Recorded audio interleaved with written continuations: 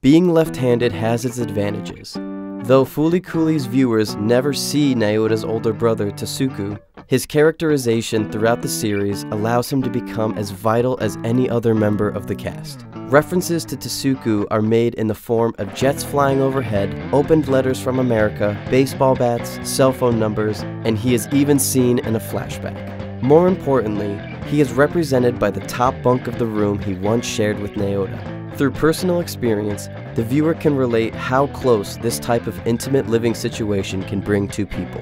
The top bunk also symbolizes the superiority of Tasuku. Naota becomes protective of this preserved space, not allowing anyone to disturb this shrine. Everything has always come easier for Tasuku. On the rare occasion when the townspeople notice Naota, they only relate to him as Tasuku's less able brother. Tasuku's act of leaving Japan cements his preference to American culture and commercialism. Given that Naota admires his brother, he is torn between appreciating his home while wanting more.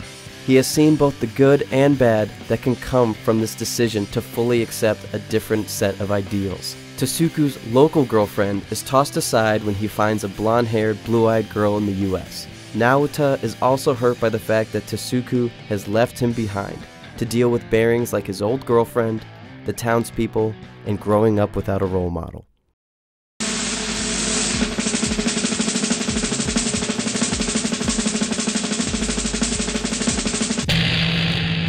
First Class Space Patrol Officer.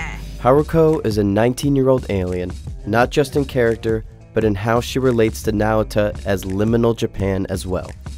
Everything she is and everything she has is foreign to Japan. With her tall stature, green eyes and pink hair, she rides a Vespa, a symbol of Italian domination and Roman streets, and carries an electric bass guitar, symbol of American popular youth culture. With the introduction of Haruko, Naota finds himself pulled in yet another direction.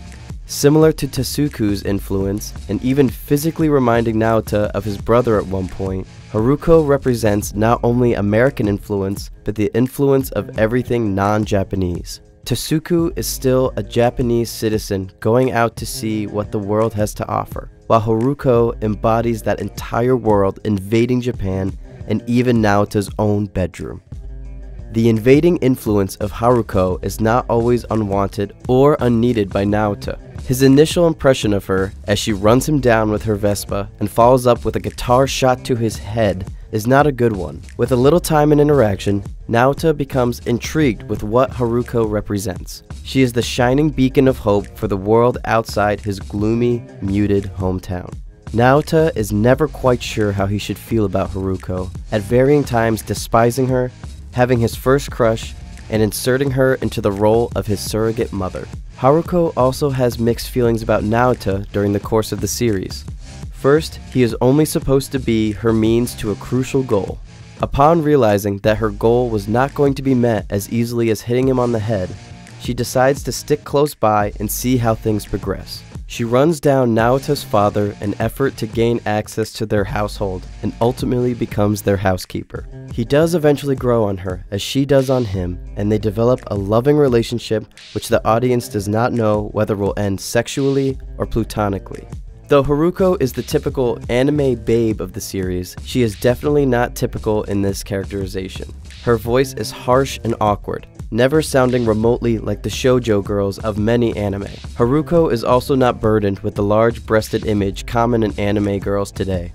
She is lean and attractive, but also quite alien in her colorations and ability to fight any adversary who steps in her way. She is Tsurumaki's ultimate left-hander who has never run across a rival she cannot defeat or a man she cannot seduce.